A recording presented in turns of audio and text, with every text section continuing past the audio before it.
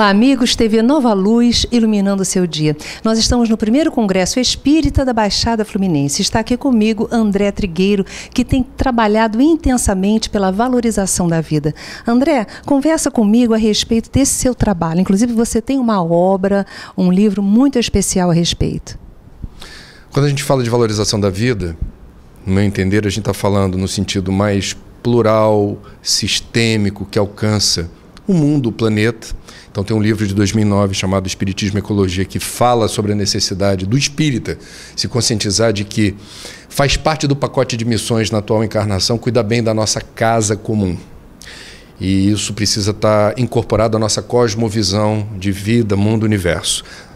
Não dá para falar de reforma íntima sem colocar na reforma íntima um novo protocolo de interação com a nossa casa comum.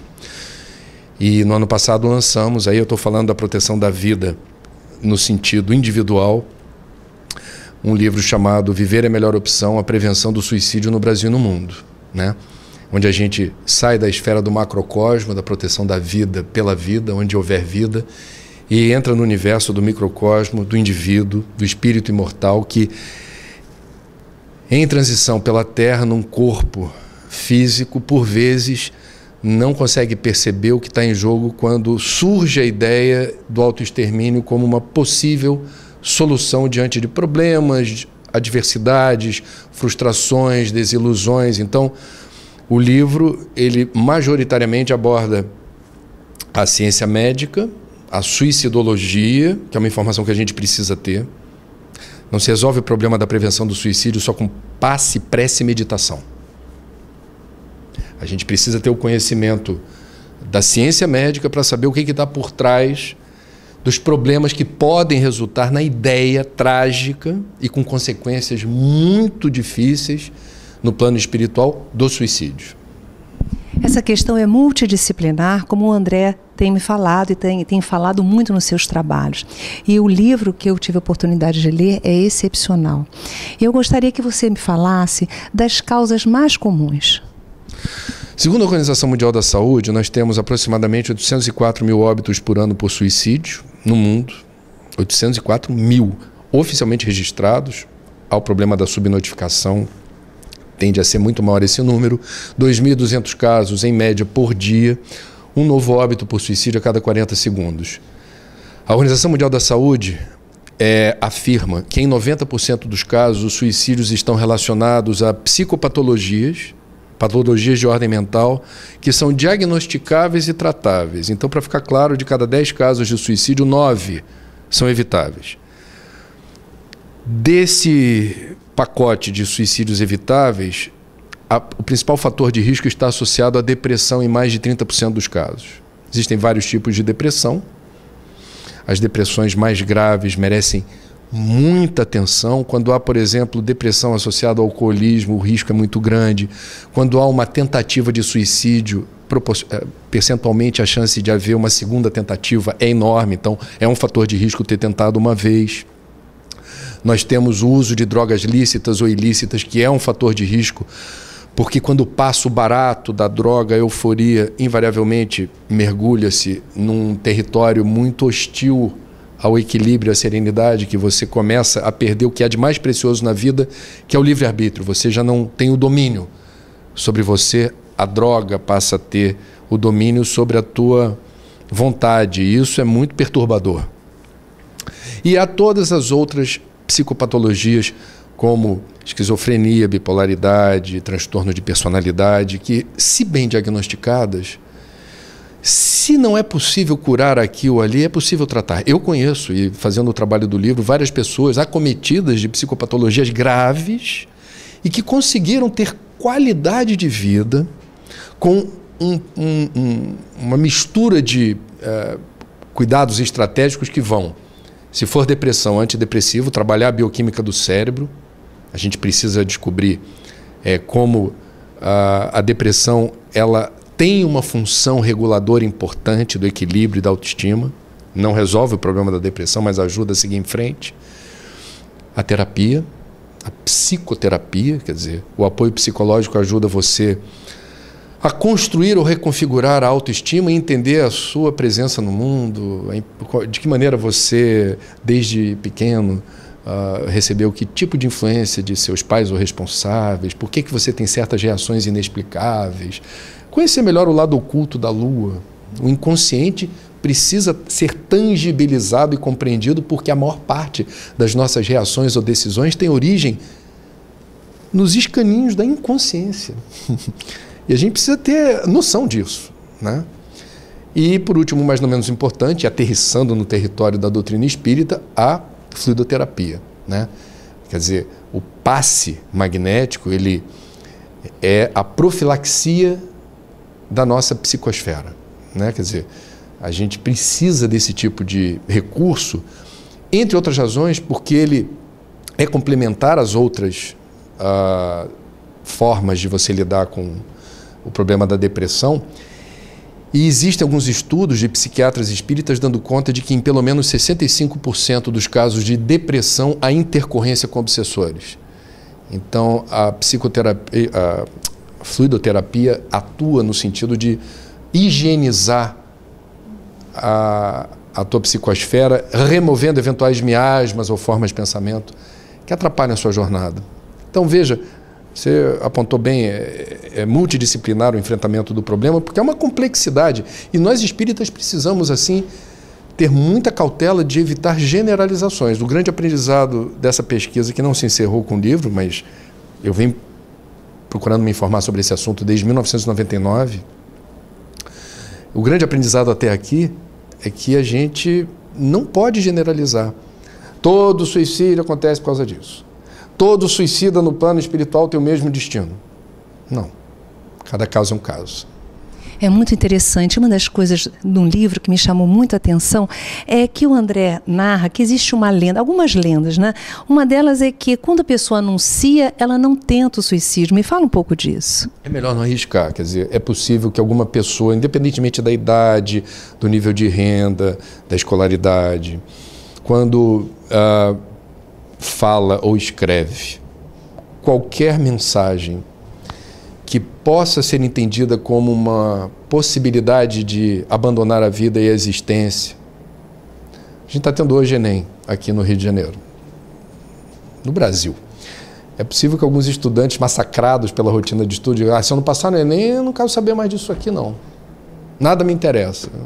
A vida deixa de ter função para mim. Isso pode ser algo que tenha o molho do desabafo. Uma conotação inocente, assim, dizer, como a música do Roberto Carlos, e que tudo mais vá para o inferno, que hoje ele, pelas razões dele, não gosta de cantar mais. Mas o que a gente precisa estar atento, isso vem dos estudos na área da suicidologia, é que pode ser um blefe, pode não ser.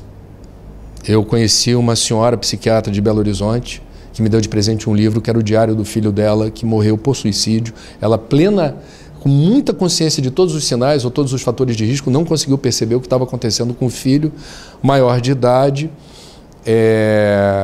alcoólatra, que deixou registrado num diário algo que depois, quando ela teve acesso, ela republica, ela reproduz fielmente os conteúdos do livro e vai destacando, como se fosse com uma caneta de destaque, os trechos em que claramente havia uns sinais de que esse rapaz estava iniciando um processo de abandono da existência, de desacordo com a vida.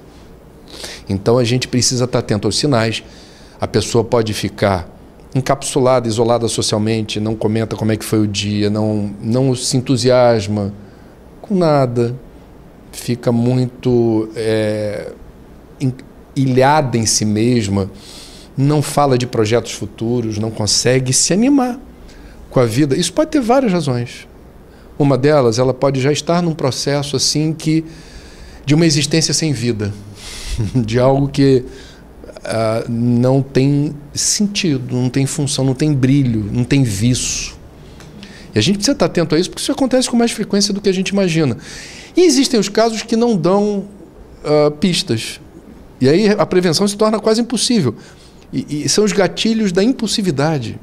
A psicologia estuda isso também. São pessoas que não conseguem contar até 10. Por exemplo, usando o exemplo do Enem. Estou tentando o Enem pela 4ª vez, não passei. Qual é a saída? Qual é a saída? Não tem saída. Se mata. Ela não consegue esperar que o tempo dê as respostas, que, num primeiro momento, aquela frustração possa se transformar em outro sentimento. Porque é assim que a vida. Todos nós passamos por experiências traumáticas difíceis, perdas de entes queridos, perdas no âmbito econômico, desemprego, um processo judicial, uma traição de um parceiro sócio ou de um ente querido amado, alguém das suas relações mais íntimas. Nós nos sentimos devastados intimamente. Todos nós passamos alguma vez na vida por isso, ou mais de uma experiência muito difícil. Estamos aqui. E por que estamos aqui?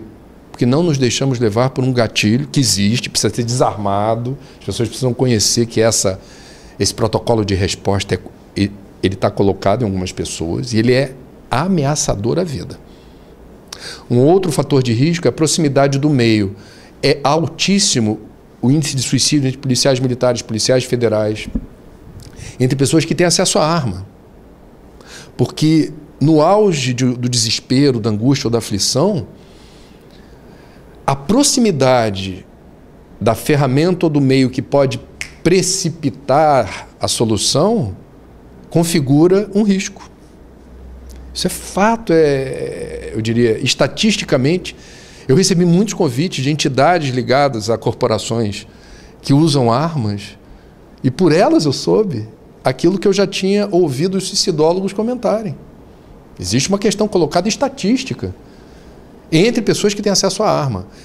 Essas corporações precisam ter os serviços psicológicos muito atuantes, muito presentes, para monitorar e acompanhar eventuais momentos de desalento, desânimo, desacordo com a vida, porque a arma por perto é um problema. E a gente vai ter, aí tem eu diria, um cardápio vasto e variado de situações de risco, quais sejam, no Brasil, comunidades indígenas acossadas por latifundiários e proprietários de terra. Os partidos que estão no poder não gostam de índio e privilegiam interesses corporativos do agronegócio. Então você tem no Brasil, até hoje, desde que o novo governo assumiu, não temos um presidente da FUNAI efetivo. Isso é um indicador de que é algo desimportante, não é algo que faça diferença. E você vai ver, por exemplo, no Mato Grosso, onde eu já estive, entre os índios Guarani Kaiowás, que estão confinados em territórios muito pequenininhos para uma alta densidade populacional, o que era a propriedade deles, ou o que era o hábitat deles, passou a ser um espaço de confinamento. O índice de suicídio entre essa etnia é dos mais altos do mundo. Outro fator de risco associado ao suicídio é a manipulação inadequada de agrotóxicos. O Brasil é o campeão mundial de agrotóxicos no mundo. Inclusive, alguns venenos não autorizados pela Anvisa circulam indiscriminadamente por aqui. Nós comemos todo dia alguns gramas de agrotóxico por aí que a gente nem se dá conta. É uma invigilância, um desrespeito absurdo às leis e à cidadania. Algumas pessoas que manipulam agrotóxicos o fazem sem os protocolos de segurança, inalam a substância que altera a bioquímica do cérebro no intervalo de poucos dias, mergulham em depressão profunda. No Rio Grande do Sul, há alguns estudos muito interessantes mostrando a intercorrência entre essa manipulação de agrotóxico e o suicídio. E alguns casos, aí entra no território da subnotificação, não é oficialmente registrado como suicídio, mas certos acidentes com armas de fogo, certas quedas acidentais, certos acidentes de carro, não são acidentes, não são obra do acaso. Houve dolo, houve intenção de se matar. Olha, nós precisamos desenvolver um auto-olhar, mas também um olhar para o outro, aqueles que convivem conosco, que não conseguem se aperceber. Quando nós percebemos que há algo estranho no nosso convívio, com o nosso parente, com o amigo, com o filho, quais os passos? Porque muitas pessoas já perceberam, mas não sabem o que fazer e acham que não tem recursos. O que você poderia sugerir? É uma pergunta ótima e a resposta não é fácil, porque, como eu disse, cada pessoa, cada caso vai determinar uma abordagem diferenciada. Se eu disser, faça sempre desse jeito, isso pode funcionar com algumas pessoas, não funcionar com outras. Via de regra, o que a gente pode dizer que é aplicável a qualquer situação? construir o espaço da confiança, um diálogo franco e aberto, sem juízo de valor, sem criticar, sem recriminar, em que a gente consiga se aproximar dessa pessoa e, conquistando a confiança dessa pessoa, a gente determinar, portanto, uma comunicação direta, sem receios, sem escrúpulos, em que fique muito claro o seu interesse em ajudar, respeitando a pessoa. O seu interesse em ajudar. Esse é o ponto de partida.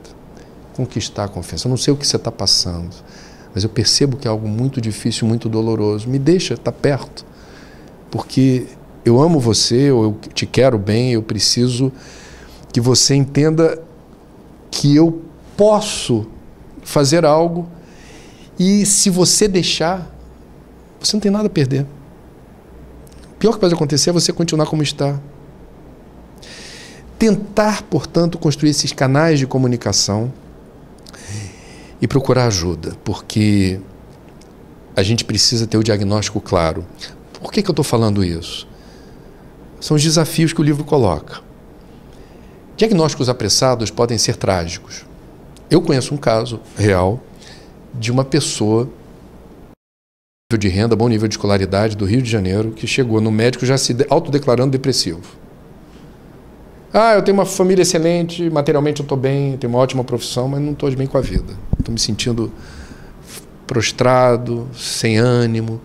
O médico, que era muito competente, não se deixou levar pela lábia do paciente e aplicou aquela anamnese, fez um questionário amplo. E entre as perguntas feitas, onde é que você mora?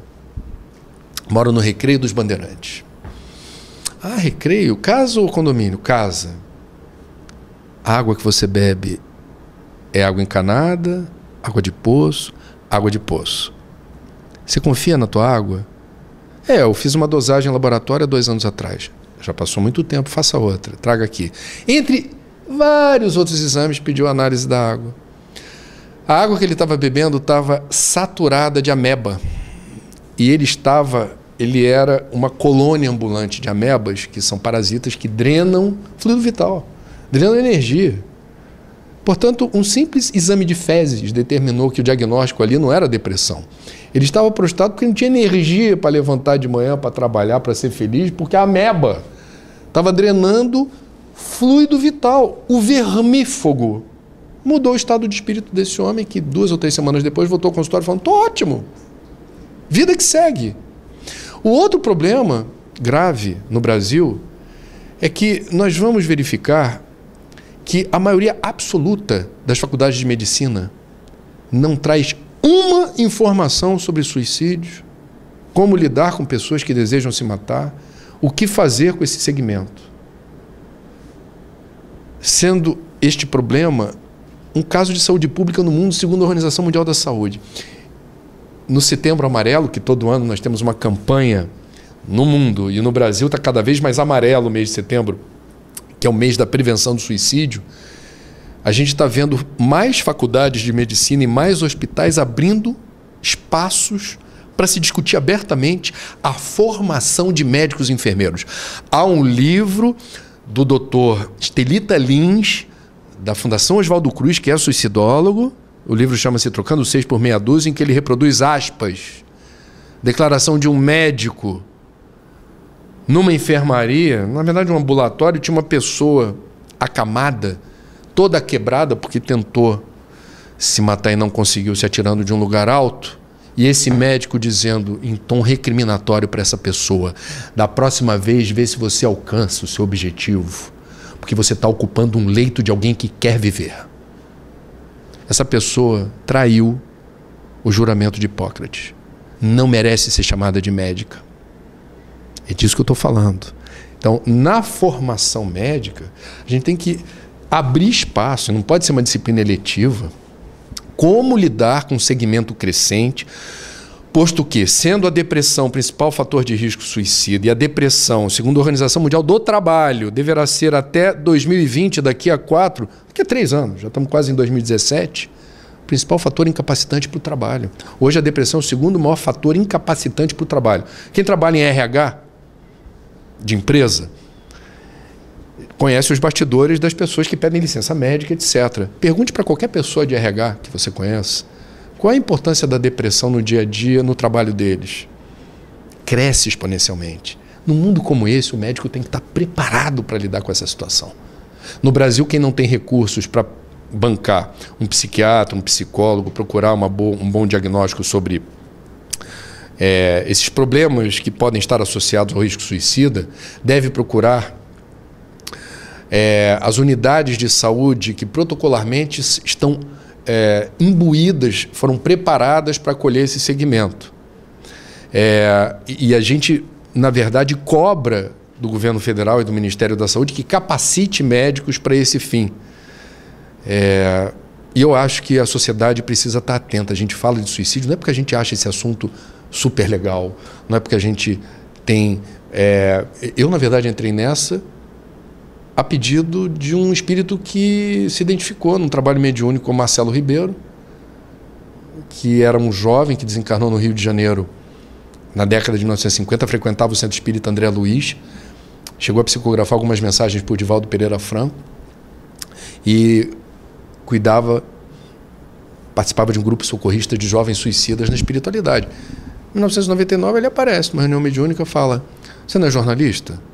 Você sabia que no Brasil o suicídio é causa de saúde pública? E a gente que é espírita fica abusado e diz assim, não é porque é espírito que é santo. Então primeiro eu tenho que ter a autenticidade da mensagem aqui, e acho que ele está falando uma besteira. Eu falei, acho que você está enganado. Nunca ouvi falar sobre isso. Naquele lugar que você trabalha, pede arquivo de reportagem sobre esse assunto, coisa e tal. Ele estava preparadíssimo para esse contato. Depois eu falei, mas eu preciso checar se você é você, isso que você está me dizendo é verdade, você me desculpa. Ele falou, Divaldo está chegando, para aquela temporada no Rio de Janeiro, era sempre no mês de agosto, ainda é. Divaldo está chegando, fale com ele. Não deu outra, né? Divaldo apareceu, colhei no Divaldo, falei, Marcelo Ribeiro, apareceu, coisa e tal, Divaldo cravou. E essa parceria, portanto, ela já tem 17 anos, né? E é um irmão meu de outras vidas, né? Eu não tenho a memória disso. Ele tem, já contou histórias divertidíssimas e outras trágicas da gente. Mas o fato, eu estou contando essa história porque eu não tenho rigorosamente nenhuma identificação pessoal com esse tema. Agora, ele é um tema capital para a gente entender o mundo de hoje. Eu sou jornalista. Quem trabalha com jornalismo e comunicação tem que trazer informações de interesse público. É o meu ofício, é o seu. A gente trabalha com isso. Esse é um tema capital para a gente entender o mundo que a gente vive hoje. No livro eu coloquei uma frase que eu acho bonitinha do Krishnamurti, que não é espírita, mas que diz assim, não é sinal de saúde estar bem adaptado ao mundo doente. Então, por trás de muitos sorrisos, muitos deslumbramentos, muito consumismo e Black Friday, muitas formas de alienação e dispersão, há uma dor subjacente a tudo isso, que pode resultar em números horrorosos de suicídio. A gente precisa, eu acho que é o dever moral do espírita, atentar para isso, fazer a sua parte, porque não basta o espírita não se matar. Isso que eu digo nas palestras. Ser um completista, como diz André Luiz, isso é o pacote mínimo. A gente não se matar é o pacote mínimo. A gente tem que ser completista, viver tudo que a gente tem para viver nessa vida. E a gente deve, eu acho que é uma questão assim, porque o espiritismo é tão explícito falando sobre a realidade do suicídio no plano espiritual. A gente tem que fazer a nossa parte para que outros, próximos ou não a nós, não incorram no equívoco de se matar. Porque em nenhuma hipótese o suicídio representa solução ou alívio para os nossos problemas. Olha só, gente, é muito interessante você falando isso, porque numa reunião mediúnica, algumas semanas atrás, um espírito que se suicidou falou, onde vocês estavam, vocês espíritas, quando eu não tive essa informação e eu precisava. Então nós temos que pensar realmente nisso. André Trigueiro tem trabalhado em diversas frentes pela valorização da vida, e uma delas é o CVV. Eu gostaria de terminar a nossa entrevista com ele falando sobre o CVV, Centro de Valorização da Vida. Então, o CVV foi criado em São Paulo no ano de 1962, no bairro da Abolição, um posto inspirado no trabalho dos samaritanos de Londres, que na Inglaterra foi criado depois da Segunda Guerra Mundial, quando você começou a ter a urbanização acelerada, a verticalização das cidades e o fenômeno da solidão. Os grandes centros urbanos deixaram as pessoas um pouco encapsuladas nos apartamentos, não sei quem é o meu vizinho, subo o elevador com estranhos. Então, isso começou a resultar num desencantamento da vida que se tinha antes e aumentou o índice de suicídio. São Paulo, 1962, abre o primeiro posto do Centro de Valorização da Vida, que é uma organização voluntária, filantrópica, sem vinculações políticas ou religiosas, que realiza um trabalho de apoio emocional e prevenção do suicídio. E é um trabalho fabuloso. São voluntários que fazem, basta ter 18 anos ou mais para fazer o curso. Eles são preparados para atender telefones ou trabalhar online ao serviço de apoio emocional e prevenção do suicídio na internet, que faz contato muito com jovens. E o trabalho é baseado em algumas diretrizes importantes. O tempo da ligação, do contato, quem estabelece é quem ligou ou fez contato. 2, não se faz juízo de valor, não se julga a pessoa que liga. Guarda-se sigilo absoluto sobre o que está sendo dito. E o mais importante, que é baseado na filosofia, na dinâmica psicológica do Carl Rogers, é o pensamento rogeriano. O pressuposto que o CVV tem é: quem está me ligando tem as respostas que precisa para sair de onde está. Eu preciso estar aqui para oferecer uma escuta amorosa e permitir que essa pessoa, na medida do possível, se acalme, se tranquilize e, no momento oportuno, consiga acessar as respostas que ela tem para os problemas dela. O Carl Rogers foi um pastor que realizou experiências nesse sentido, de ouvir e perceber como isso ajudava a comunidade que ele estava inserido. O CVV e os Samaritanos de Londres, entre outras organizações, replicaram isso.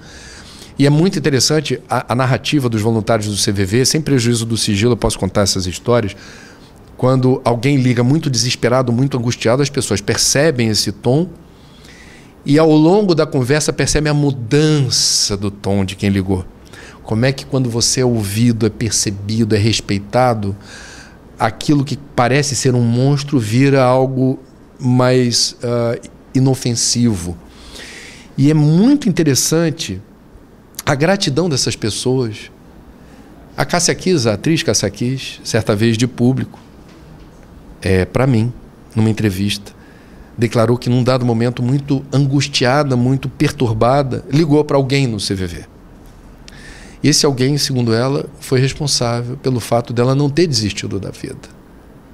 Então os voluntários do CVV não sabem, porque esse retorno final você não tem. A pessoa diria: muito obrigado, você não sabe mais da pessoa. E muitos que ligam para o CVV devem aos voluntários do CVV ou a esse contato o fato de não terem precipitado o retorno à pátria espiritual. É muito bonito o trabalho que acontece, como eu disse, por telefone ou por e-mail, e que só por telefone são 800 mil ligações por ano.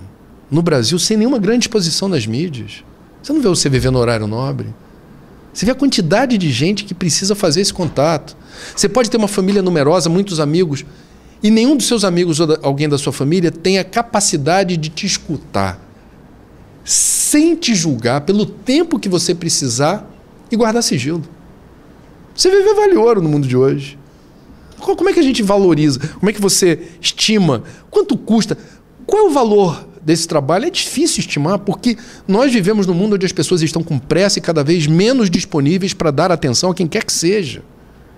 Esse é o diferencial do CVV. Ele faz a diferença. Ele ajuda as pessoas. E ele precisa de voluntários, que, como disse, quem toca o trabalho são os voluntários. Eu cheguei aqui hoje, o povo do posto CVV de Nova Iguaçu já foi falando: André, a gente está com 30 voluntários, a gente precisa de pelo menos 100 para ser plantão 24 horas.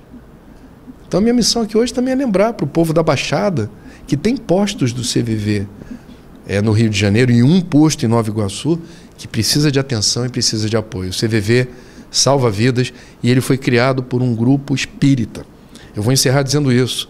Vejo o altruísmo desses espíritas que não fizeram um tele-Kardec. Não era um telefone de doutrinação. que é importante. Quem quer saber como o Espiritismo explica as coisas, liga para o Tele Kardec. Agora, quem está desesperado não quer ser doutrinado. Quem está desesperado quer um ouvido. Preciso desabafar, preciso falar com alguém. Quem me escuta? O CVV, que foi criado por espíritas. André, gratidão, viu? Maravilha, obrigado. Com vocês e a TV Nova Luz, iluminando o nosso dia.